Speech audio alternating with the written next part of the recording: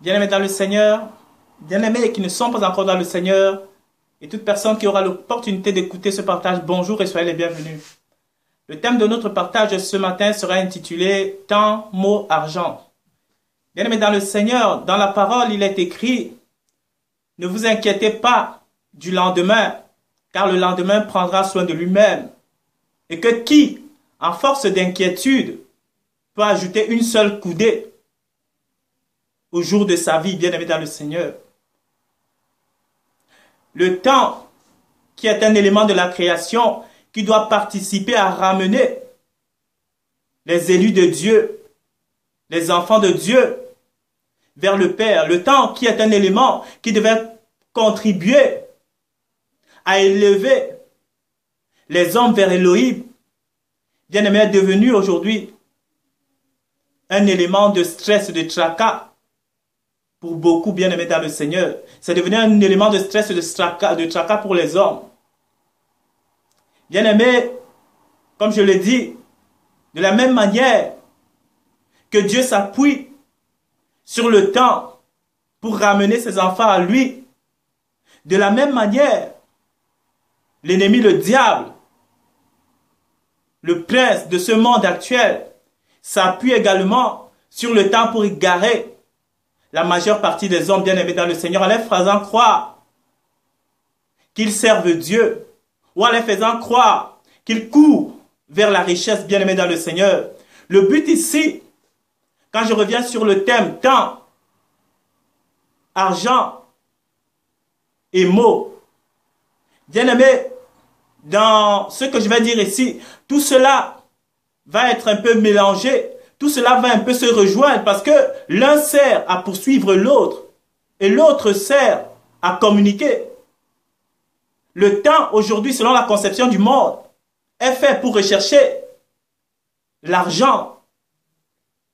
Et le moyen par lequel on utilise pour communiquer dans le monde, c'est au travers des mots bien-aimés dans le Seigneur. Donc tout cela va être comme un méli-mélo, mais on va pouvoir se retrouver, je l'espère par la grâce de notre Père bien-aimé dans le Seigneur. Aujourd'hui, comme je l'ai dit, l'ennemi fait croire aux gens que ceux-là qui se disposent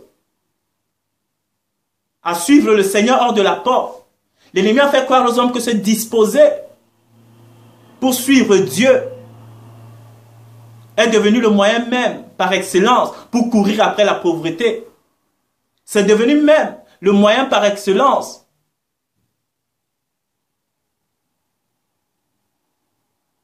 pour ne rien avoir dans ce monde-ci, selon leurs critères, selon les valeurs communes au système de ce monde, bien-aimé dans le Seigneur. Et tout cela vient d'où? Ça vient simplement par la corruption qui existe même au travers des éléments sur lesquels Dieu et le diable s'appuient pour influencer les hommes bien-aimés dans le Seigneur. De la même manière que Dieu s'appuie sur les mots, sur la parole, pour faire passer un message. De la même manière, le diable s'appuie aussi pour les mots, comme je l'ai parlé tantôt, de la richesse. Donc, quand le diable met dans la pensée, dans la conception des hommes, que se disposer pour Elohim, se disposer pour Dieu, c'est courir après la pauvreté. Ça veut dire que Dieu, Elohim, tous les noms que vous pouvez lui trouver, égale pauvreté. Et que Mammon, le prince de ce monde, le prince de l'argent, c'est lui la véritable richesse, bien-aimé dans le Seigneur. Il y a une corruption des mots, bien-aimé dans le Seigneur, une corruption sémantique. Parce que, bien-aimé dans le Seigneur, notre Père, le Dieu Tout-Puissant, Elohim, il n'y a jamais pour lui deux sens pour un mot, bien-aimé dans le Seigneur, comme le système actuel de ce monde veut nous le faire penser. Pour Dieu, il n'y a pas deux sens pour les mots, parce que le système de ce monde veut nous faire croire avec celui qui gère ce monde, le diable Satan, qui est le chef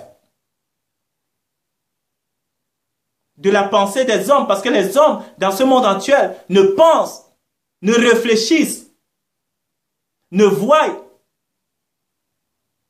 qu'au travers de la pensée qui les est imposée, pardon, par le chef de ce monde, qui est Satan lui-même. Parce que tant que tu es dans la conscience de ce monde-ci, tant que tu demeures dans le monde, ben, tu ne peux voir autre chose que la réalité du monde qui t'entoure, bien-aimé dans le Seigneur, pour avoir une vision claire d'une ville, pour avoir une vision claire d'un lieu. Ben, il faut survoler celui en hauteur, bien-aimé dans le Seigneur. Dans votre quartier où vous habitez, vous pouvez marcher dans le quartier pendant 10, 15, 20 ans. Vous n'aurez pas une vue claire de votre quartier que si vous survolez votre quartier en hélicoptère. C'est comme ça, bien-aimé dans le Seigneur. Il faut sortir de votre quartier, regardez votre quartier en hauteur pour avoir une vue claire, une vue exacte de ce qu'est réellement votre quartier. C'est de la même manière, bien-aimé dans le Seigneur, Dieu, il faut sortir de la conception, de la pensée que le diable a fait mettre dans la pensée de tout le monde et fait comprendre les gens par cette pensée-là. Pour avoir une pensée claire et juste de ce qu'est le sens des mots, bien-aimé dans le Seigneur. Et donc, pour Dieu, il n'y a pas deux sens en un mot.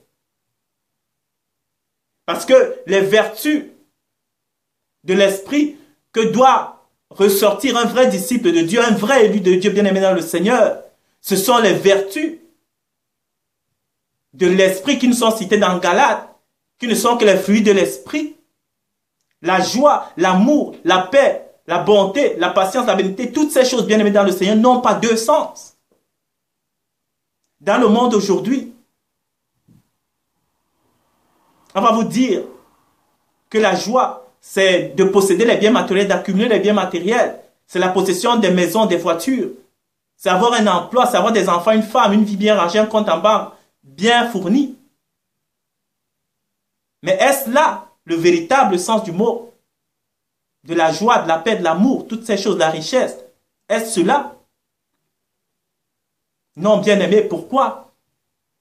Parce que celui qui est le créateur de toutes choses, c'est lui qui sait quel est le sens des mots sur lesquels il s'appuie. Quand Dieu parle de richesse, il ne parle en aucun cas d'autre chose que lui-même, bien-aimé dans le Seigneur. Quand Dieu dit au peuple d'Israël que si vous obéissez à ma loi, je vous bénirai, la bénédiction ici, bien-aimé dans le Seigneur, il s'agit de Dieu lui-même parce qu'il a toujours été dans la volonté de Dieu de nous donner une portion de lui.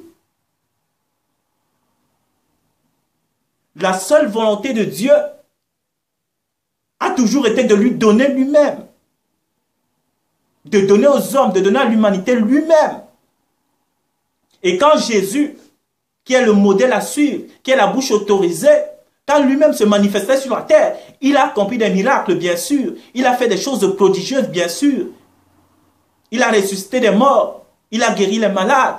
Il a prêché l'évangile. Et toutes ces choses, ça avait un sens spirituel, bien-aimé dans le Seigneur. C'était pour dire aux hommes, c'était pour dire au peuple, regardez ce que je suis. Regardez ce que je suis capable de faire. Regardez ce que je revêts au travers de mon Père. Regardez par quelle main mon Père m'utilise pour agir dans le monde. Et donc, si vous m'avez en vous, si vous avez le Père, le Créateur de toutes choses en vous, vous serez capable de faire les œuvres que je fais.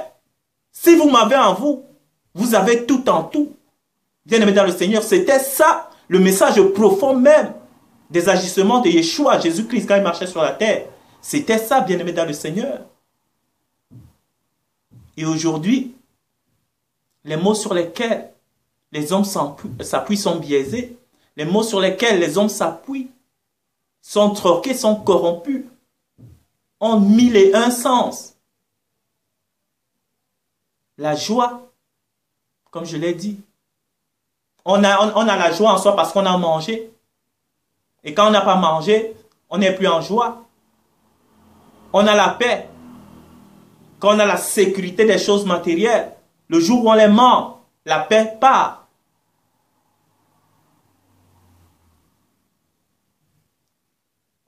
C'est comme ça, bien-aimé dans le Seigneur. C'est ce que le monde fait penser aux hommes, bien-aimés dans le Seigneur. Cette conscience-là. Et donc, les hommes aujourd'hui restent captifs de cette mentalité, de cette manière de parler, ne peuvent pas s'en détacher. Parce que déjà le fondement sur lequel ils sont bâtis est erroné, est faux. le temps, les mots, l'argent, bien-aimé dans le Seigneur, ce n'est pas que avoir des biens de ce monde soit mauvais, bien-aimé dans le Seigneur. Non, mais c'est que dans la volonté éternelle de Dieu, le Père, au travers de son Fils Yeshua, ça a toujours été de donner premièrement aux hommes une portion de lui-même. Parce que la Bible dit que sert l'argent dans les mains d'un insensé? Vous pouvez avoir tous les biens de ce monde, mais si vous n'avez pas l'esprit du Père, l'esprit créateur en vous, cela ne vous servira à rien, bien-aimé dans le Seigneur. C'est comme ça que les choses se passent, bien-aimé. Le temps qui doit participer à ce que les gens retournent au Seigneur Jésus-Christ, retournent à Elohim, est devenu un moyen de courir après le périssable, de courir après la poussière, après la vanité, bien-aimé dans le Seigneur. C'est comme ça. Le temps n'a jamais été fait. Parce que, pourquoi est-ce que les gens sont dans les problèmes aujourd'hui avec le temps? Mais c'est très simple, parce que dans le système dans lequel nous vivons, on nous a appris à nous projeter 4, 5, 10 ans après. Parce qu'on ne trouve notre sécurité que dans les choses de ce monde. On ne vit pas par la foi avec Dieu maintenant. Pour être en sécurité, il faut que je prépare ma retraite. Il faut que je prépare mon lendemain, comme je l'ai lu dans le verset au tout début de ce partage, bien-aimé dans le Seigneur. Ce qui apporte quoi? Les dérives que nous voyons aujourd'hui. Les hommes sont prêts au prix de tout à aller hypothéquer leur vie. Ils sont prêts à aller hypothéquer leurs années de vie en allant emprunter des crédits aux banques pour 10, 15, 20, 30, 40, 50 ans. On fait un crédit de 40, 30 ans, lequel crédit on devra rembourser par des années de dur labeur dans le système franc-maçonnique dans lequel nous sommes aujourd'hui. C'est ça, bien-aimé dans le Seigneur. On hypothèque nos vies, d'autres cumulent des boulots, 3, 4 boulots pour rembourser un crédit qu'on a pris parce que Satan fait comprendre aux gens mais que le bonheur, c'est de posséder les choses, et posséder ces choses-là, ça coûte cher. Posséder ces choses, ça nécessite de sacrifier sa vie. Les années de sa vie, on passe notre temps à courir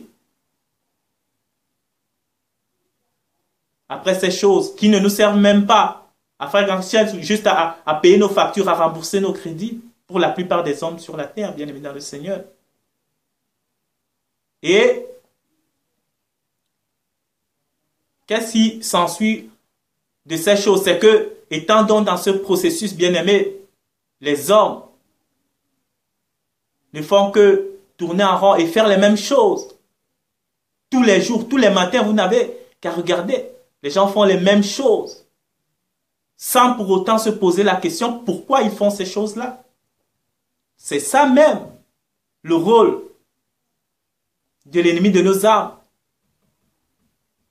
C'est de faire des gens être dans des occupations inutiles, dans des occupations terribles, afin qu'ils n'aient même pas le temps de se poser la question, mais pourquoi est-ce que je fais ces choses toute ma vie? Pourquoi est-ce que je fais la même chose toute ma vie, bien aimé dans le Seigneur? J'ai vu une vidéo qui était vraiment très intéressante par rapport à ce sujet.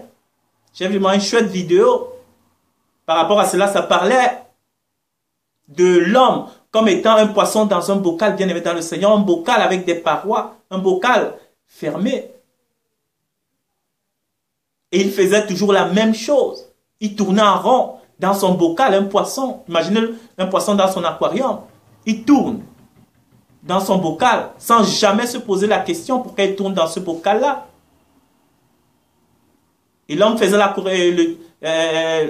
personne faisait la corrélation avec le monde aujourd'hui. Nous sommes dans un monde. Lundi, admettons que vous avez le bocal, visualisez un bocal. Le lundi, le poisson, qu'est-ce qu'il fait? Il tourne vers sa gauche. Mardi, il tourne à gauche. Vendredi, il tourne à gauche. Jeudi, il tourne. Vendredi, il tourne. Ah, on est arrivé vendredi. C'est aujourd'hui, il faut qu'on aille faire la fête. Il change de sens. Il tourne vers la droite vendredi, samedi, dimanche.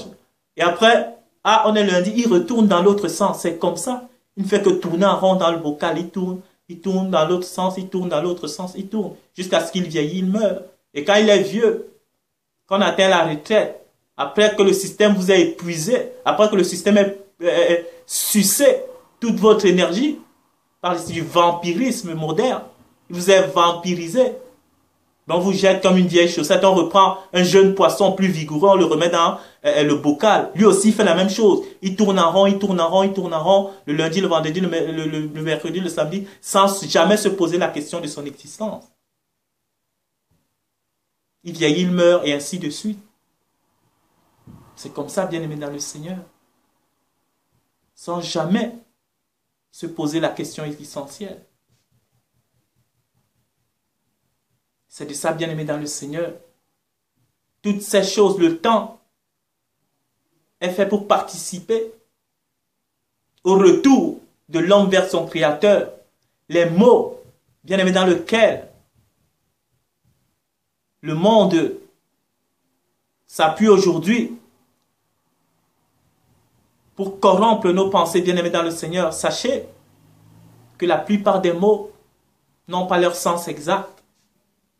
Le sens exact des mots qu'on utilise aujourd'hui n'a jamais été selon la pensée de Dieu bien-aimé dans le Seigneur. C'est pourquoi, étant dépourvu de la connaissance du sens de ces mots-là, on est appelé à se tromper, à s'égarer, bien-aimé dans le Seigneur. C'est comme ça que les choses se passent, bien-aimé. Prends le sens de l'amour. L'amour selon le monde aujourd'hui, même s'il y a des bonnes intentions qui, quand on va vous dire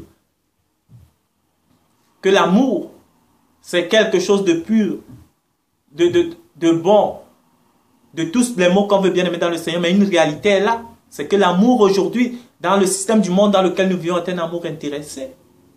On aime un homme, une femme, parce qu'elle est jolie physiquement, parce qu'elle a des beaux yeux, parce qu'elle a une poitrine abondante, parce qu'elle a un derrière bien développé comme on aime, parce qu'elle est mince, parce qu'elle est ronde, parce qu'elle est intelligente, parce qu'elle a un bon statut social, parce que, je ne sais pas, elle est propre. Et maintenant, même quand on quitte les attributs purement physiques, purement visibles, même pour ceux qui paraissent être spirituels, on recherche une femme parce qu'elle est intelligente.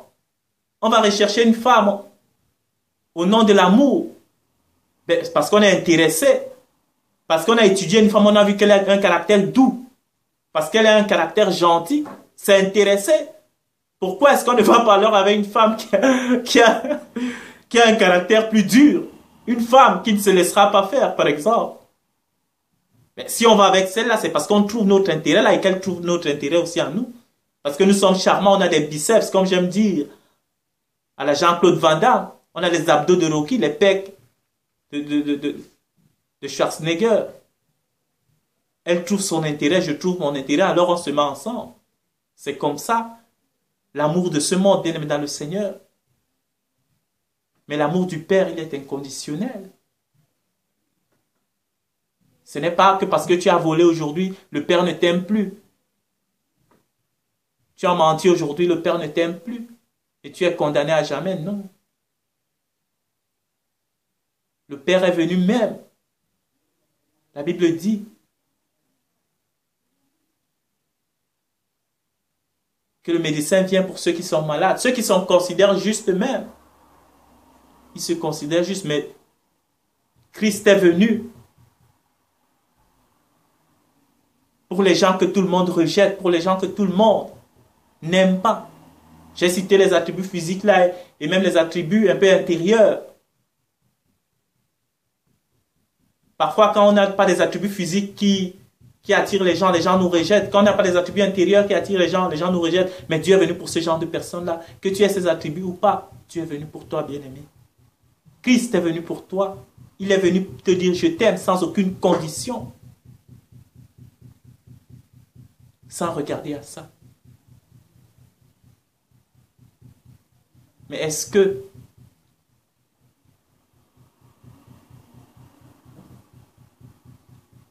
ces choses-là, nous les voyons de la manière que Dieu les voit? C'est la question que nous devons nous poser. Quelle relation avec nous avons-nous avec les mots? Quelle relation avons-nous avec le temps? Quelle relation avons-nous avec l'argent? Si ton temps ne te rapporte pas de l'argent matériel, alors ton temps ne te sert à rien. Ta disponibilité pour le Père est associée à la pauvreté. Parce que les gens ont perdu le discernement des choses. Parce que les gens sont devenus aveugles.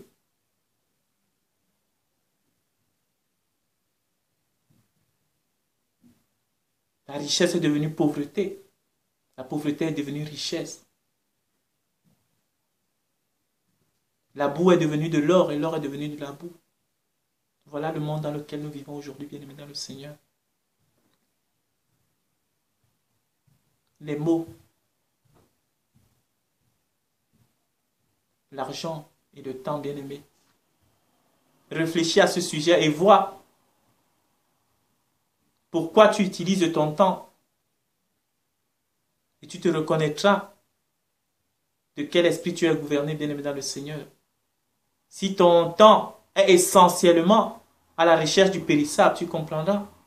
Et si ton temps, tu l'as dédié, si ton temps, tu l'as donné à la recherche véritable du Père, à ce qu'Élohim te rende conforme à sa nature, à ceux qui se bâtissent, qui se construisent en tant bien-aimés dans le Seigneur, même si ce monde te traite de pauvre selon ses valeurs, ce monde te traite de pauvre selon ses critères.